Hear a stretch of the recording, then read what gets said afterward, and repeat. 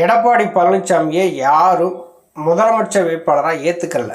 அதனால தான் இன்னும் வரைக்குமே அந்த கூட்டணிக்குள்ளே எந்த கட்சிகளும் சேரலை. வைகை செல்வன் இன்றைக்கி செய்தியாளர் சந்திப்பில் பேசியிருக்கிறாரு. எடப்பாடி பழனிசாமியை முதலமைச்சர் வேட்பாளராக யாரெல்லாம் ஏற்றுக்கிற தயாராக இருக்கிறோ அவங்களெல்லாம் கூட்டணிக்குள்ளே வாங்க அப்படின்னு சொல்லியிருக்கிறாரு. அதை பற்றி நம்ம பார்க்க போகிறோம். அனைவருக்கும் வணக்கம். தொடர்ந்து ஆதரவளிக்க ஒரு அனைத்து அன்புள்ளவங்களுக்கு மிக்க நன்றி.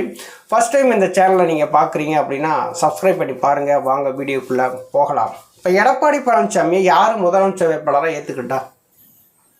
இப்போ என்டிஏ கூட்டணின்னு சொல்லி இப்போ அதிமுகவோடு கூட்டணி வச்சுருக்கிறாங்க. இப்போ இந்த என்டிஏ கூட்டணிக்குள்ளே இருக்கக்கூடியவங்கள்லாம் எடப்பாடி பழனிசாமி முதலமைச்சர் வேட்பாளரை ஏற்றுக்கிட்டாங்களா? ஒருவேளை ஜெயிச்சு முதலமைச்சராக இருந்தால் ஏற்றுக்குருவாங்களா? கிடையாது. இப்போ first time Edappadi Palaniswami, Velumani, KP Munusamy, Amit Shah, Annamalai, Nainar Nagendran இவங்க எல்லாம் வச்சு ஒரு ஹோட்டலில் செய்தியாளர் சந்திப்பு நடத்தினாங்க. அதில் என்ன சொன்னாங்க? அதிமுக தலைமையில் கூட்டணி அப்படிங்கிறத மட்டும் முடிவு பண்ணாங்க. 2026 ஒரு வேளை ஜெயிச்சு வந்துட்டோம் அப்படின்னா கூட்டணி ஆட்சி தான் அப்படிங்கிறத ரொம்ப தெளிவாக சொன்னாங்க மத்திய உள்துறை அமைச்சர் அமித்ஷா அவர்கள். அதில் கூட ஒரு செய்தியாளர் எந்திரிச்சு கேட்டார், கூட்டணி ஆட்சிங்கிறீங்க, அதில் அமைச்சரவையில் இடம் அப்படின்னு சொல்லி கேட்கும்போது 1-2 இருக்குமா அப்படின்னு சொல்லி கேட்கும்போது கூட அது வெற்றி பெற்ற பின்னாடி பார்த்துக்கலாம் அப்படின்னு சொல்லிட்டாங்க. அதுக்கு பின்னாடி 2 முறை தமிழகம் வந்திருக்கிறாரு அமித்ஷா அவர்கள். எந்த இடத்துலையும் எடப்பாடி பழனிசாமியினுடைய பெயரை குறிப்பிடலை. இவர் தான் முதலமைச்சர் அப்படின்னு சொல்லி குறிப்பிடலை. அதிமுகவில் ஒருத்தர் முதலமைச்சராக வருவார் அப்படின்னு சொல்லி தான் குறிப்பிட்டாங்க. கூட்டணி ஆட்சிங்கிறத ஸ்ட்ராங்காக செய்தியாளர் சந்திப்பில் சொல்லிட்டு போயிட்டே இருந்தாங்க. பிஜேபியில் இருக்கக்கூடிய எல்லாருமே நைனா நாகேந்திரனை தவிர்த்து, நைனா நாகேந்திரன் மட்டும்தான் எடப்பாடி பழனிசாமியை முதலமைச்சர் ஆக்கும் அப்படின்னு சொன்னாங்க. அதற்கு அடுத்து பார்த்திங்கன்னா எல்லாருமே அண்ணாமலையாக இருக்கட்டும், வானதி சீனிவாசனாக இருக்கட்டும், தமிழிசையாக இருக்கட்டும், எச் ராஜாவாக இருக்கட்டும், இந்த முக்கியமான தலைவர்கள் எல்லாருமே பார்த்திங்கன்னா இது தமிழகத்தை பொறுத்தளவில் கூட்டணி ஆட்சி தான் அப்படிங்கிறதையும் பேசுகிறாங்க. அமித்ஷா அவர்கள் என்ன முடிவு எடுக்கிறாங்களோ அதுதான் எங்களுடைய முடிவு அப்படிங்கிறாங்க. மத்திய இணையமைச்சர் எல் முருகன் கூட சொல்கிறாரு, அமித்ஷா அவருடைய வாக்கு தான் எங்களுடைய வேத வாக்கு அப்படின்னு சொல்லிட்டு போயிட்டார். இப்போ சமீபத்தில் நடந்த அந்த திருநெல்வேலி அந்த பிஜேபியுடைய பூத் கமிட்டி மாநாட்டில் தான் அண்ணாமலையே சொன்னார், எடப்பாடி பழனிசாமி முதலமைச்சராக்கிறதுக்கு நம்ம பாடுபடுவோம் அப்படின்ட்டு. இப்போ எடப்பாடி பழனிசாமி முதலமைச்சராக்கிறதுக்கு பாடுபடுவோம்னு சொல்லும் போதே தெரியுது அங்கே கூட்டணி ஆட்சி தான் அப்படின்ட்டு. இப்போ பல்வேறு நாளிதழ்கள்லேயும் மத்திய உள்துறை அமைச்சர் அமித்ஷா அவர்கள் ஒரு பேட்டி கொடுத்துருக்குறாங்க. அந்த இதுலேயுமே பார்த்திங்கன்னா எடப்பாடி பழனிசாமி தான் முதலமைச்சர் அப்படின்னு சொல்லி அவர் வாயை திறந்து எதுவுமே சொல்லலை.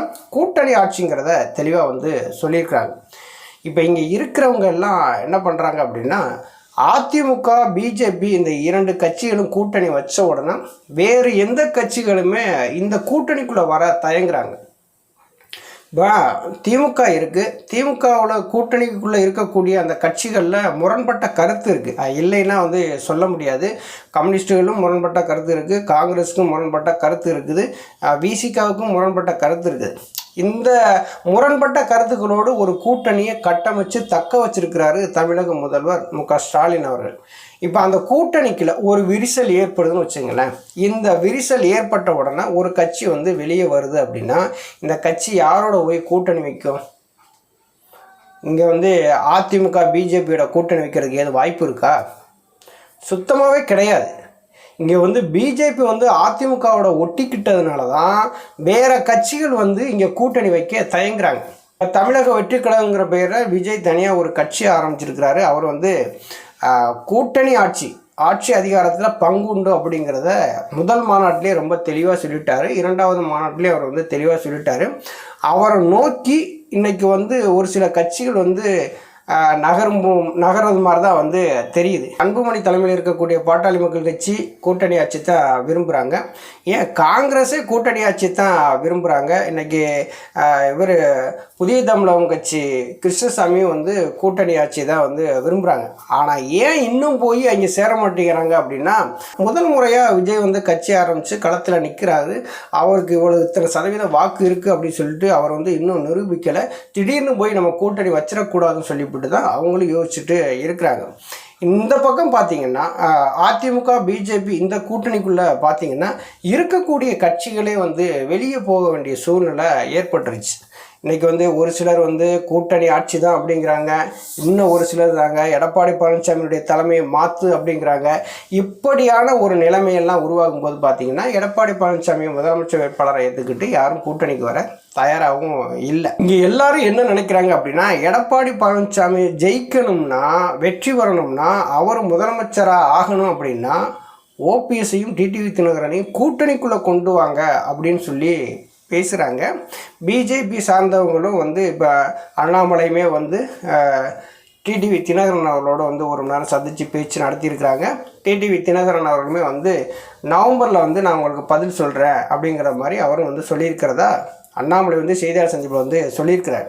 டிடிவி தினகரன் அவர்கள் வந்து கூட்டணிக்குள்ளே இழுக்கிறாங்க அப்படின்னா அவரும் தனியாக ஒரு கட்சி வச்சுருக்கிறாரு, சின்ன வச்சுருக்காரு, ஒரு தேர்தலில் வந்து போட்டியிடுவார்.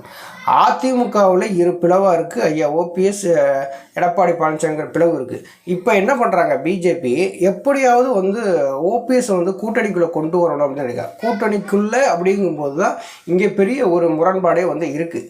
அதிமுகவுக்கே போட்டி நடக்கும்போது கூட்டணிக்குள்ளே வந்து எடப்பாடி பழனிசாமி முதலமைச்சர் ஆக்குறதுக்கு ஓபிஎஸ் வந்து உழைக்கணுமா அப்படிங்கிற ஒரு கேள்வி இருக்கு இல்லையா? அப்போ எடப்பாடி பழனிசாமியை டிடிவி தினகரன் முதலமைச்சர் வேட்பாளராக ஏற்றுக்கிறல, மாற்றினா நாங்கள் கூட்டணிக்குள்ளே வர்றோம் அப்படிங்கிறாங்க. ஐயா ஓபிஎஸ் அவர்களுமே சொல்கிறாங்க, தர்மயுத்தம் சம்மந்தமாக 6 கேஸுகள் வந்து நீதிமன்றத்தில் இருக்குது, அதெல்லாம் வந்து பேசி தீர்க்கணும், அதெல்லாம் முடிஞ்ச பின்னாடி யோசிக்கலாம் அப்படின்னு வந்து ஐயா ஓபிஎஸ் அவர்கள் சொல்கிறாங்க. டிடிவி தினகரன் அவருடைய கருத்தை ஐயா ஓபிஎஸ் அவர்கள் வந்து ஆதரிச்சும் பேசுகிறாங்க. அப்போ எடப்பாடி பழனிசாமி பிஜேபி இந்த 2 பேரையும் நம்பி யாரும் கூட்டணிக்கு வர தயாராக இல்லை. ஏதாவது ஒரு கட்சி கூட்டணி வச்சுருக்கா? கொஞ்சம் யோசிச்சு பாருங்கள். 2024 பாராளுமன்ற தேர்தலில் எடப்பாடி பழனிசாமிக்கு முழு அதிகாரத்தையும் கொடுத்தாங்க. மாவட்ட செயலாளர் கூட்டம் போட்டாங்க, அதுக்கப்புறம் செயற்குழு பொதுக்குழு கூட்டம் போட்டாங்க. எல்லா அதிகாரத்தையும் கொண்டு எடப்பாடி பழனிசாமிக்கிட்டே வந்து கொடுத்தாங்க. நீங்கள் என்ன வேணாலும் செய்யுங்க ராஜா, அதை பற்றி கவலை, உங்களுக்கு நாங்கள் முழு ஆதரவு வந்து கொடுக்குறோம் அப்படின்னாங்க. என்ன, கூட்டணியை வந்து பார்த்துக்க வேண்டியது என்னுடைய பொறுப்பு, யார் யாருக்கு என்னென்ன சீட்டுகள் ஒதுக்க வேண்டியது என்னோடய பொறுப்பு, யார் யாரை கூட்டணிக்கு உள்ளே கொண்டு வரணும், அது எல்லாத்தையுமே வந்து எடப்பாடி பழனிசாமி கையிலே கொடுத்தார். எடப்பாடி பழனிசாமி வெளியில் வந்து வீரமாக பேசினார். 2024 பாராளுமன்ற தேர்தலில் மெகா கூட்டணி உருவாகும் அப்படின்னார். ஒருத்தரும் வந்து சீண்டுவார் இல்லை, யாருமே அவர் பட்ட வந்து போகலை. மன்சூர் அலிகான் பேச்சுவார்த்தை நடத்தியுமே சுமூகமான ஒரு தீர்வு கிடைக்கலன்னு சொல்லிட்டு போயிட்டார். அதுக்கடுத்து தேமுதிக மட்டும் வந்து ஒட்டிக்கிட்டாங்க. அவங்களையும் எடப்பாடி பழனிசாமி ஏமாற்றிட்டார். ராஜ்யசபா சீட்டு கொடுக்குறேன்னு சொன்னார், இப்போ வந்து கொடுக்க மாட்டேன்ட்டாங்க. இப்போ அந்த கூட்டணியை விட்டுமே தேமுதிக வந்து போயிடுச்சு. அதே மாதிரி தான் எடப்பாடி பழனிசாமிக்கு இப்பவும் ஒரு அதிகாரத்தை கொடுத்துருக்குறாங்க. 2026 சட்டசபை தேர்தலில் கூட்டணி பற்றி முடிவெடுக்க எடப்பாடி பழனிசாமிக்கு முழு அதிகாரம் கொடுத்தாங்க. எடப்பாடி பழனிசாமி வெளியில் வந்து மெகா கூட்டணி அமைப்போம்னாரு. அவர் சொல்லி கிட்டத்தட்ட 6-7 மாதம் ஆச்சு. இன்று வரைக்குமே பார்த்திங்கன்னா ஒரு கட்சி கூட எடப்பாடி பழனிசாமியினுடைய தலைமையை நம்பி கூட்டணிக்குள்ளே வரலை. இதுக்கு என்ன காரணம் அப்படின்னா, அதிமுகவுடைய பிளவு, எடப்பாடி பழனிசாமியுடைய தலைமை வந்து நம்பிக்கைக்குரியதாக இல்லை. அதனால் வந்து எந்த ஒரு சின்ன கட்சி கூட பார்த்திங்கன்னா 1% இருக்கக்கூடிய கட்சி கூட எடப்பாடி பழனிசாமி நம்பி கூட்டணிக்குள்ளே வரலை.